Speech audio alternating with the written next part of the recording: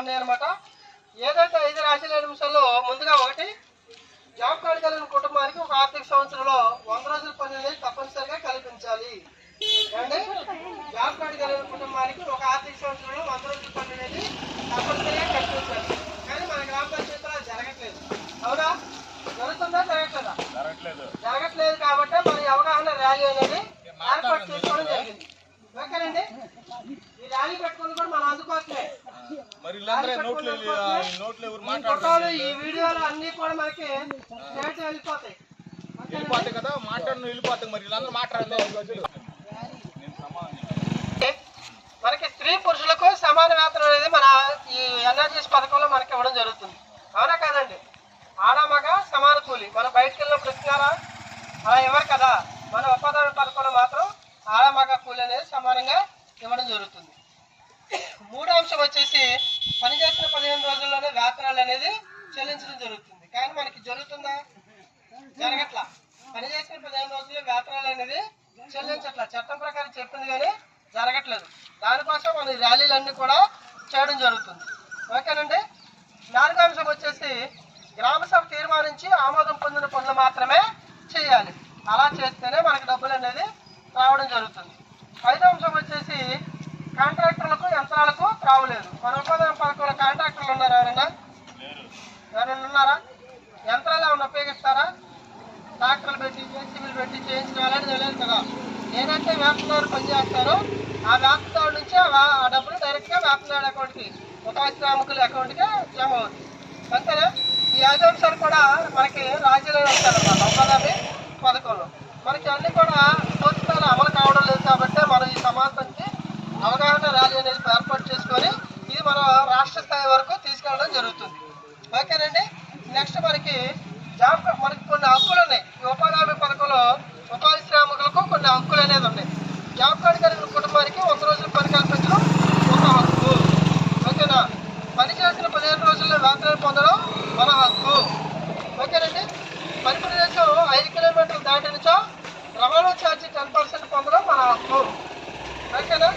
పని జరుగుతున్నప్పుడు మనకేదైనా అన్ఎక్స్పెక్టెడ్ ఎక్కడైనా జరిగితే దానికి ఇన్సూరెన్స్ పొందడం కూడా మన హక్కు. ఓకేనండి.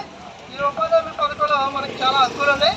ఈ హక్కులన్నీ కూడా మనకి పూర్తి స్థాయిలో జరగట్లేదు కాబట్టి మనం జరిగే విధంగా ఇవన్నీ మనం పోరాడుతాం. ఎవరి కోసం? మన కోసం, మన ఉపాధి శ్రామికుల కోసం, మన కోసం మనందరం కలిసి ఈ ర్యాలీ రూపంలో పోరాటం జరుగుతుంది. ఓకేనండి. నెక్స్ట్ అంశం పని వద్ద సౌకర్యాలు. మనకి పని వద్ద కొన్ని ఫెసిలిటీస్ అనేది కూడా ఏర్పాటు చేయడం జరుగుతుంది. అందులో భాగంగా ఏంటంటే ప్రతి వ్యక్తికి కూడా నీరుకు ఇంతకుముందు గతంలో ఒక వ్యక్తిని పెట్టి నీళ్లు పోసేవాడు. ఆ పోసే వ్యక్తి వాళ్ళకి అనుకూలంగా ఉన్నవాడికి మంచిగా పోసేవాడు, అనుకూలంగా లేని వాడికి మంచిగా పోసేవాడు కాదు. ఇదంతా ఎందుకని చెప్పేసి గవర్నమెంట్ ఏం ఆలోచించిందంటే ఎవరి వాటర్ వాళ్ళే తీసుకెళ్ళాలి. వాళ్ళకి పర్ డే రోజుకి 5 రూపాయలు చొప్పున అదనంగా కలపడం జరుగుతుంది. ఓకేనా? నీటి సమస్య తీరిపోయింది. నెక్స్ట్ ఏంటంటే పనిచేసే వద్ద మనకి నీడ సౌకర్యం ఉందా? నీడ సౌకర్యం లేదు. టెంట్ ఏమైనా ఇచ్చారో మనకి ఇవ్వలేదు. ఇవన్నీ కూడా మనం పొందుపరుస్తాం. ఓకేనండి. మన సోషల్ ఆడిట్ రిపోర్ట్లో పొందుపరుస్తాము.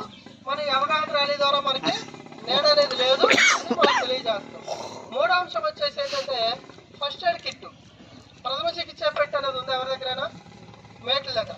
మనకేంటంటే దాని యొక్క ఉపయోగం ఈ ప్రథమ చికిత్స పెట్టి ఉన్నప్పుడు మనం పనిచేసే క్రమంలో ఏదైనా సరే మనకి చిన్న చిన్న అవయవాలంటే గాయాలు తగిలినప్పుడు కానీ ఏదైనా దెబ్బలు తగిలినప్పుడు సామాజిక తనిఖీ చేయబోనమన్నది పిలుస్తున్నది నీకు నాకు స్వాగతమని పిలుస్తున్నది. సామాజిక తనిఖీ చేయబోనమన్నది ఎందరో మహనీయుల కోరిక, మరెందరో త్యాగనుల దీక్షిక. ఎందరో మహనీయుల కోరిక, మరెందరో త్యాగనుల దీక్షిక. లక్షలాది భావాల వీచిక, మార్పుకోరు వేదాల తలయిక, చైతన్య పురేదిక పిలుస్తున్నది. ప్రశ్నిద్దాం. వలసలు ఎందుకు దండగా? దండగా వలసలెందుకు దండగా ప్రతి చేతికి పని ప్రతి చేతికి పని ప్రతి చేతికి పని పనికి తగ్గ వేతనం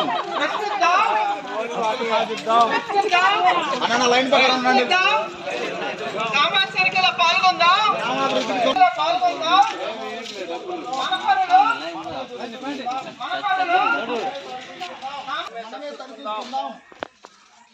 వలసలెందుకు దండగా వలసలెందుకు దండగా వలసలెందుకు దండగా హక్కులు మా సామాజిక పాల్గొందాం వలసలెందుకు దండగా వలసలెందుకు దండగా ప్రశ్నిద్దాం ప్రశ్నిద్దాం ప్రశ్నిద్దాం వలసలెందుకు దండగా వలసలెందుకు దండగా సామాజికలో పాల్గొందాం ప్రతి చేతికి పని ప్రతి చేతికి పని ప్రతి చేతికి పని వలసలెందుకు